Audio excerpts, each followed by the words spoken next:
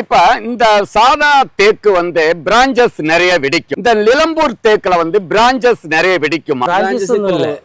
கம்மி ஸ்ட்ரைட்டா போயிட்டு இருக்கும். இப்ப ஒரு மரம் எத்தனை டன் வெயிட் அதிகபட்ச கிடைக்கும்? பச்சையா இருந்தா ஒரு 5 டன். ஒரு கியூபிக் மீட்டர் 35.315 மீட்டர் 30 மீட்டர் வரைக்கும் உயரம் போகும். அப்ப 100 அடி வரைக்கும் வளரும். வேற மரங்கள் எத்தனையோ மரங்கள் இருக்கு. மகோகனி இருக்கு, ஆப்பிரிக்கன் மகோகனின்னு சொல்றாங்க, கருங்காலின்னு சொல்றாங்க, இவ்வளவு சந்தன மரம், ஒயிட் சாண்டல் எல்லாம் இருக்கு. இதோட கம்பேர் பண்ணும்போது அந்த விவசாயிகள் ஃபார்மர் சைடுல ஒரு லாபகரமான பயிர்க்கா இல்ல மாற்று பயிர்கள்? இதெல்லாம் ஃபிளெக்சிபிள் வுட் தான். Flexible would. அப்ப நம்ம நிலம்பூர் தேக்குனுடைய இம்பார்ட்டன்ஸ் என்ன? பேங்க்ல நீங்க பணம் டெபாசிட் பண்ணாதுங்க. கண்டுகளாகிய தேக்குல முதலிடமான நிலம்பூர் தேக்குல அந்த கண்டுகளை வீட்டுக்கு 5-10 மரமோ உங்களுடைய பெண் பிள்ளைகளுக்கு சீர்வரிசையாக, அப்ப தங்கத்துக்கு நிகர்தான் நிலம்பூர் தேக்கு என்று விவசாயிகள்